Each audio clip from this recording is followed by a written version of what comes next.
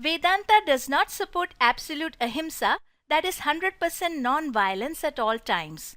Hello everyone, I am Pulkit Mathur, and a spiritual bear recently asked me this question as to why Maharishi Ramana was often pictured seated on tiger skins. Wasn't that against ahimsa?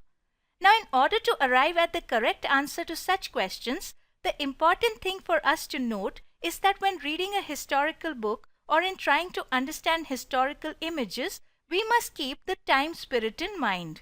What this means is that the historical time in which a certain action took place and the spirit, that is the state of mind in which this action was done, both these things have to be taken into account before we can arrive at the right conclusion. Without looking at history through this proper perspective of time spirit, we end up making grave errors and misjudgments in the understanding of historical events. So with respect to the images of Maharishi Ramana seated on tiger skins, if we look at the time when this action took place, it was the first half of the 1900s when India was still struggling to attain independence from the British. At that time, lions, tigers and leopards were plentiful in Indian jungles. They had not become the rare and endangered species that they are reduced to today. Furthermore, since India was not a unified country back then, but a collection of over 500 princely states that had pledged allegiance to the British crown, Maharajas, princes and nobility ruling these states routinely undertook hunting expeditions to gather tiger skins as trophies. Another reason tigers were hunted was because they threatened farm animals such as cows, goats and sheep. So many tigers were exterminated by farmers to protect their livestock. In this way, in Maharishi Ramana's time, tigers and leopards were routinely killed and their skins removed. It was only much later in 1971, when the tiger populations had declined precipitously, that hunting them was banned in India. Now coming to the spirit part, since tiger skins were available in those days, occasionally an ardent devotee would make a gift of such a tiger skin to their guru. After all, in the Indian mind are deeply etched the vivid imagery of numerous Puranic tales which speak of ancient sages meditating in the midst of remote forests seated on tiger skins.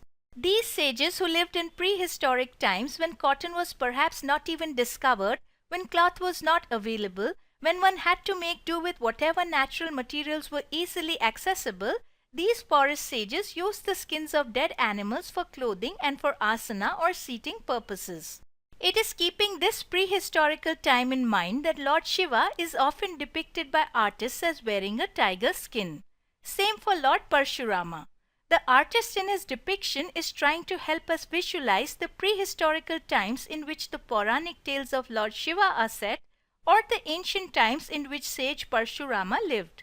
So returning back to Maharishi Ramana, his devotees too, cherishing these Puranic images of meditating sages in their hearts, would reverentially lay out a tiger skin for the Maharishi to sit on. Sometimes they would even gift the skin to him. As Maharishi Ramana has himself described, someone brings that tiger skin and requests me to sit on it. I accede to his request. Someone else comes here and says, "Please get up, I want that tiger skin."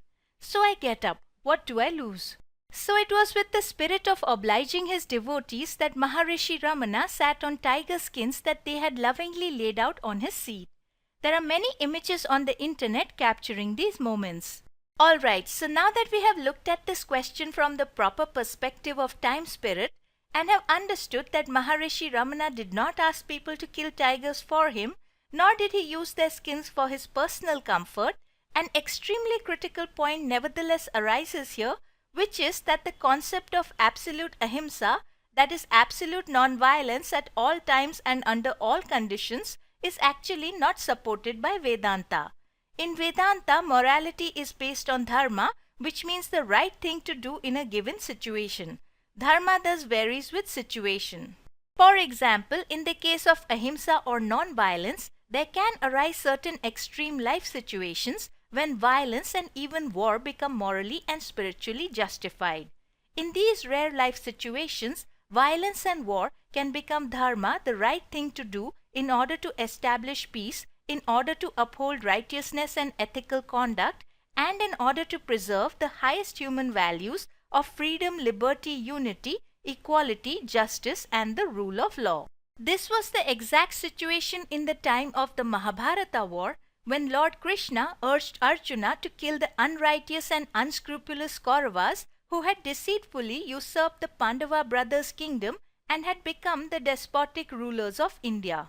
Another more relatable example of such a rare life situation when violence becomes morally justified can be found in our relatively recent times when Rani Lakshmi Bai went to war against the British, who were unethically trying to usurp her kingdom of Jhansi in their bid to establish complete dominion and control over India. When this war with the British took place, the Rani was very young, in her mere 20s. She had been married to the Maharaja of Jhansi and a son had been born to them.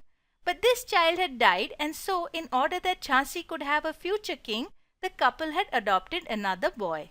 This was in accordance with the succession custom practiced in those days.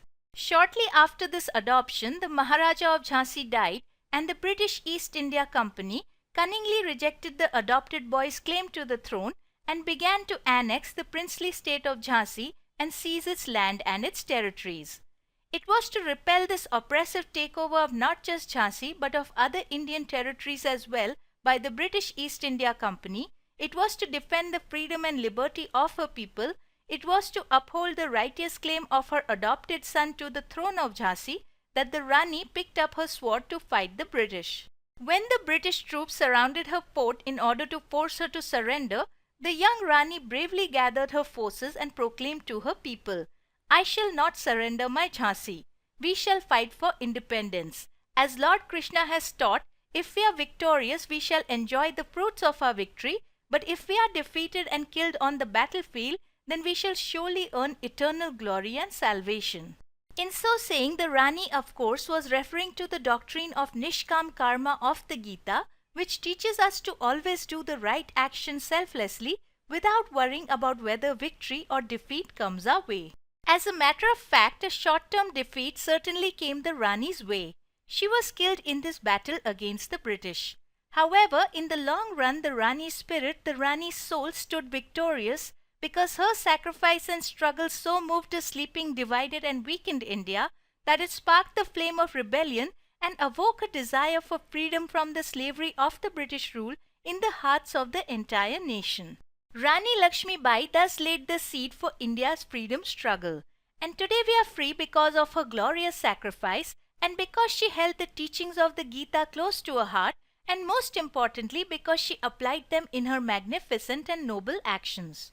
So himsa or violence become dharma, the right thing to do in certain very rare situations such as the one the Rani of Jhansi found herself in, when peace, righteousness, morality, justice, freedom and liberty themselves had to be defended against the unscrupulous, cunning and deceitful actions of the British East India Company. Now, the reason this need for violence arises is because the world that we live in comprises a mix of different types of people with different mental dispositions. Some people are in a state of high moral consciousness, while some are in a state of extremely low moral consciousness, that is, in a state of evil and complete ethical and spiritual degeneracy. So, to tackle such immorality and wickedness, violence sometimes becomes necessary. As Sri Aurobindo has stated, to shrink from bloodshed and violence in such circumstances is a weakness deserving as severe a rebuke as Sri Krishna addressed to Arjuna when he shrank from the colossal slaughter on the field of Kurukshetra. In fact, it would have been quite easy for the young Rani Lakshmi Bai of Jhansi to have not fought back, to have taken the easy way out and surrendered to the British. She could have led a life of ease and comfort, being the token head of a surrendered servile state.